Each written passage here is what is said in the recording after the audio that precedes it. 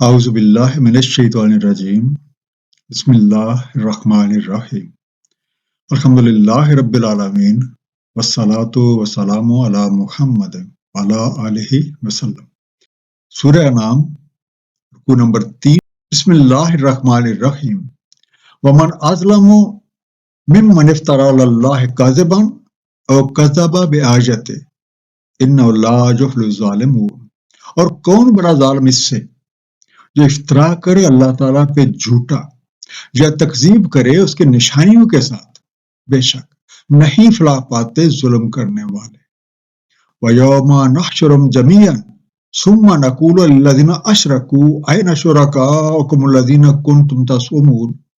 اور جس روز ہم اکٹھا کریں گے سب کو، پھر فرمائیں گے ان سے جو شرک کرتے رہے، کہاں ہیں وہ تمہارے شرکا جن کا تم زوم رکھتے تھے۔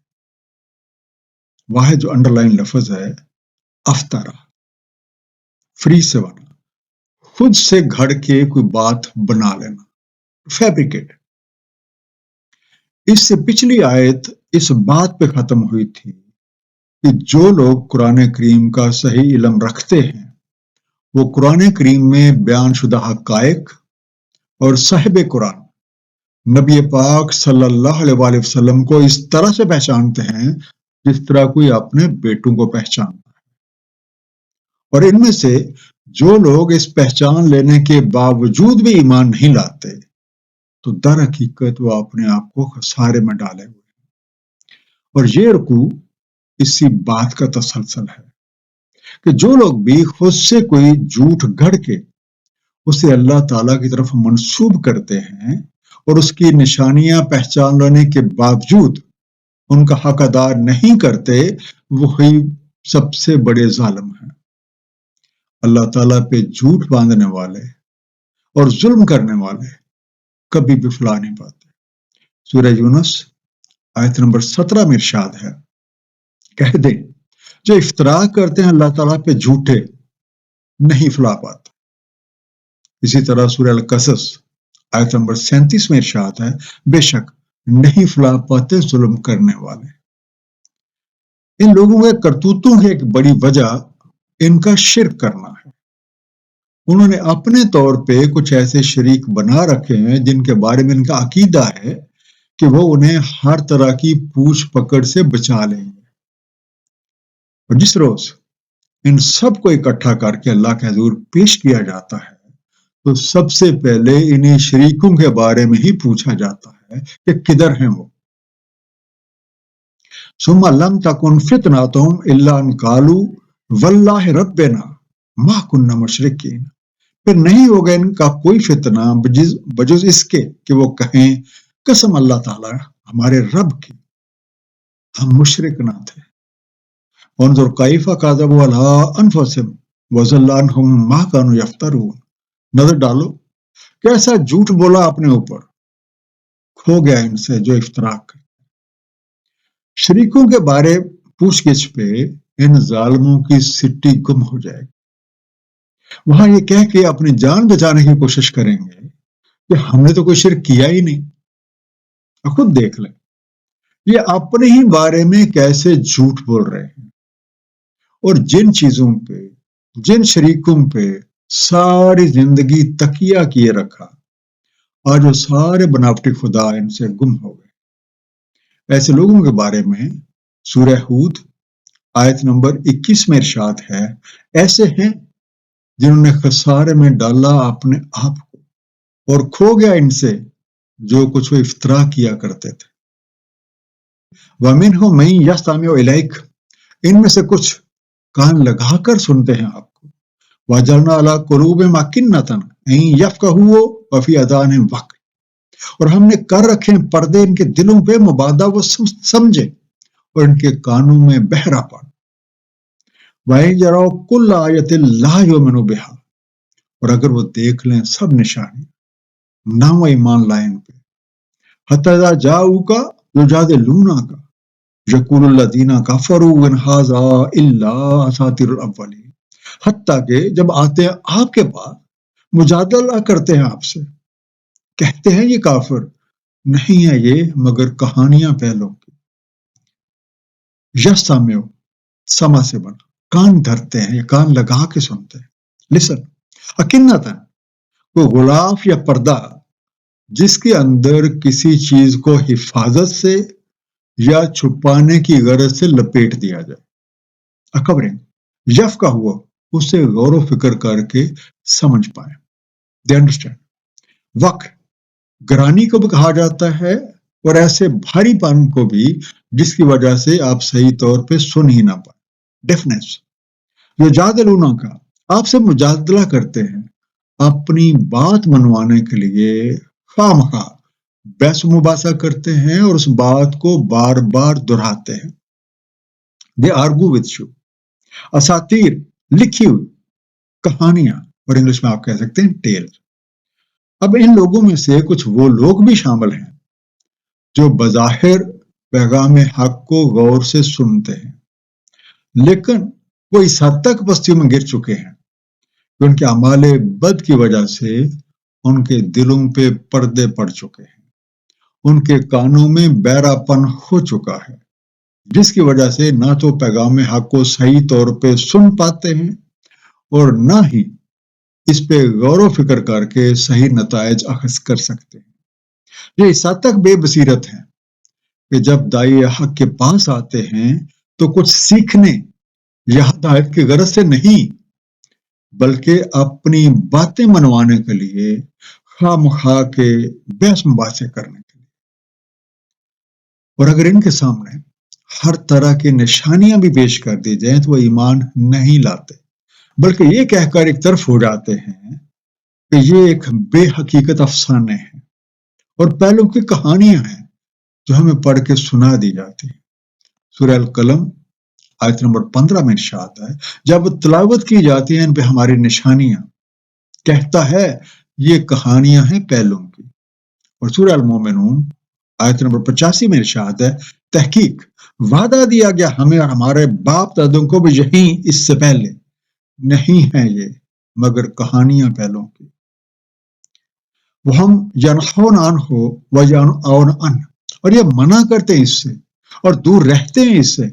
वइन युहलिकूना इल्ला अनफुसहुम वमा यशऊरून, नहीं हलाक करे मगर अपने आप को, और इन्हें शऊर नहीं है।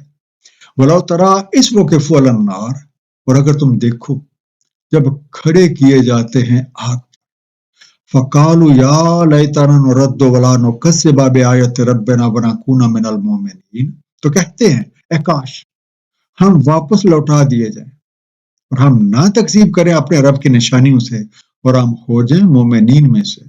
जन होना, रुकते हैं, बाज रहते हैं, फॉरबिट। जन औना, हटे रहते हैं, देखिए बाबे। वक़िफ़ु, वकूफ किए जाते हैं, रोके खड़े रखे जाते हैं, they are made to stand.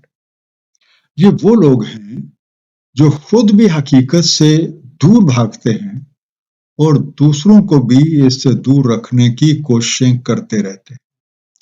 इन्हें इस बात का शऊर ही नहीं है, वो खुद अपने हाथों किस तबाही और बर्बादी का सामान कर रहे हैं।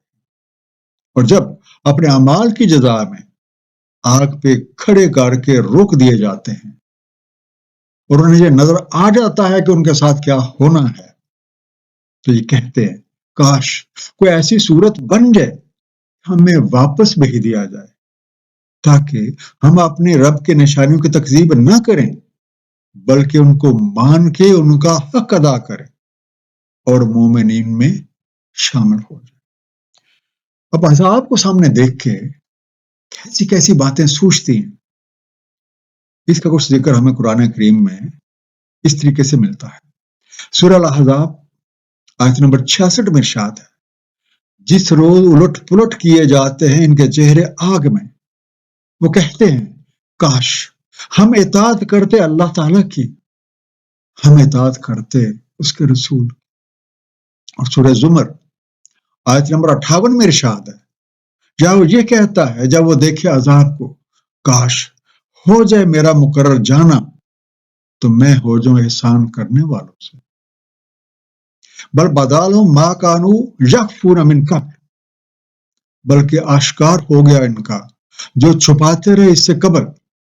वला रुद्दू लआदु लिमानहु अनहु وَإِنَّهُمْ لَكَاذِبُونَ، اور اگر یہ واپس لوٹائے جائیں ضرور یہ ادا کریں اسی کا جس سے وہ منع کیے گئے، بے شک یہ جھوٹے ہیں۔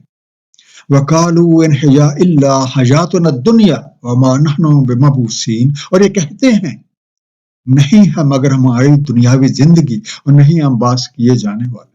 بدا سامنے آ گیا، دو بدو آ گیا، became manifested۔ لَعَادُوا البتہ وہی کرتے پھریں، certainly they return to or certainly they do that again۔ بِمَبْعُوثِينَ اٹھا کھڑے کیے جانے والے یا مرنے کے بعد اٹھا کھڑے کیے جانے والے، are to be resurrected۔ یہ وہ لوگ ہیں کہ جس حقیقت پہ انہوں نے پردہ ڈالے رکھا اور لوگوں سے چھپائے رکھا، آج وہ بے نقاب ہے۔ اور یہ اس حد تک بگڑے ہوئے اور جھوٹے ہیں کہ اگر انہیں دنیا میں واپس بھیج بھی دیا جائے تو یہ وہی کام کرتے ہیں جس سے انہیں منع کیا گیا۔ اور یہ تو زندگی بھر یہی کہتے رہے تھے کہ زندگی صرف اس دنیا کی زندگی ہے اور ہمیں پھر سے نہیں اٹھائے کھڑا کیا جانا۔ ان کی اسی بات کا ذکر سورہ المومنون میں ان الفاظ میں ہے، نہیں ہے یہ مگر دنیا کی زندگی، ہم مرتے ہیں، ہم جیتے ہیں اور نہیں ہے ہمیں باز کیے جانا۔ اور سورہ جاسیہ میں اس حقیقت سے متعلق کچھ مزید وضاحت موجود ہے، اور وہ کہتے ہیں نہیں ہے یہ مگر دنیا کی زندگی، ہم مرتے ہیں اور ہم جیتے ہیں اور نہیں ہلاک کرتا ہمیں مگر زمانہ، انہیں کوئی علم نہیں ہے، نہیں ہے یہ مگر ایک ظن میں پڑے ہوئے۔ اب اگر کوئی کافر یہ بات کہے کہ مجھے مرنے کے بعد نہیں اٹھایا جانا تو یہ ایک الگ بات ہے، لیکن کیا ہم لوگ جو ایمان کے دعوے دار ہیں، کیا ہمیں اس حقیقت کا یقین ہے کہ مرنے کے بعد ہمیں اٹھا کھڑا کیا جائے گا اور ہمیں اپنے اعمال کا حساب دینا ہوگا؟